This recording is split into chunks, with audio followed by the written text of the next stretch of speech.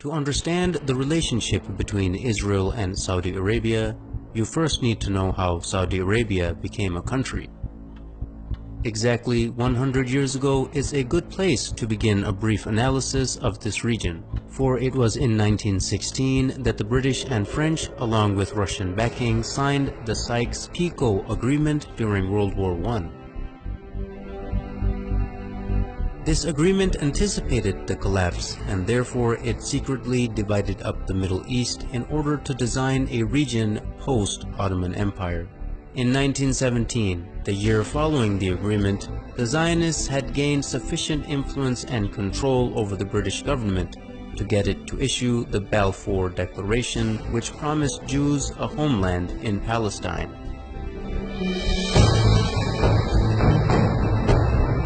Even though the population of Palestine was at the time 85% Arab and only 7% Jewish.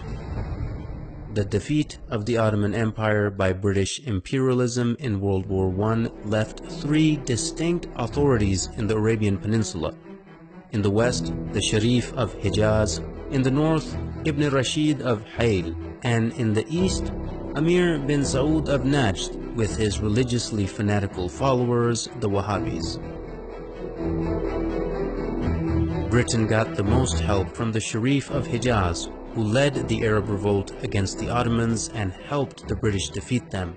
In return for his support, the British had agreed and promised him the establishment of a single Arabian country from Gaza to the Persian Gulf.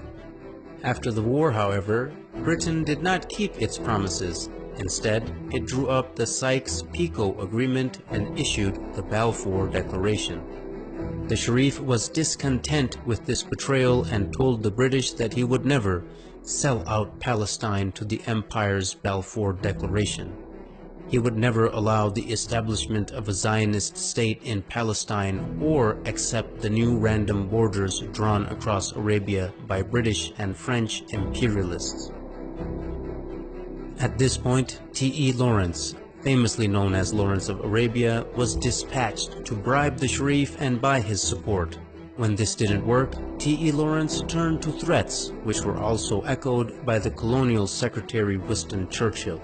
Both men threatened to unleash Ibn Saud and his ferocious Wahhabis on them, whom they were already arming and funding for the sake of countering the threat of Ibn Rashid of Hayl, who also stubbornly opposed the establishment of a Zionist state in the region. In September of 1921, Hayl was attacked by Ibn Saud and they could not resist the vicious onslaught.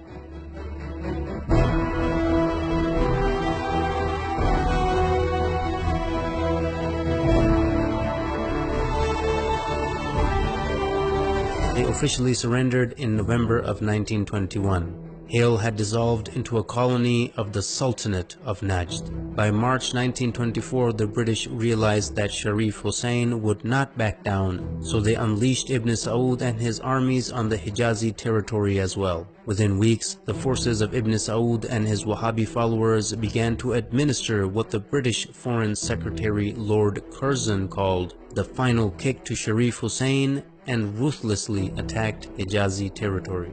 By September 1924, Ibn Saud had overrun Ta'if, the summer capital of the Sharif. In mid-October 1924, Ibn Saud captured Mecca, the holiest place in Islam. After losing Mecca, the Sharif had to flee and lose his entire territory to Ibn Saud, ancestor of the current Saudi lineage.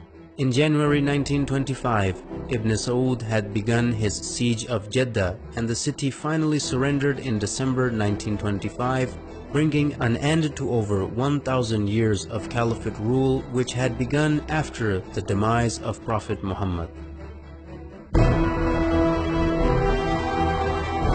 In February 1926, the new unified Wahhabi state was rebranded by the empire in 1932 as the Kingdom of Saudi Arabia.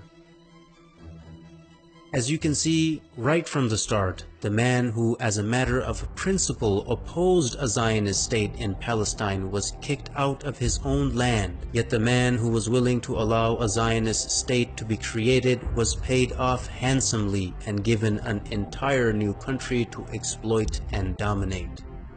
Even today, any nation that is opposed to the legitimacy of the Zionist entity are being destroyed one by one, while the nations that support the existence of the Zionist entity, like Saudi Arabia, are being compensated handsomely for their subservience.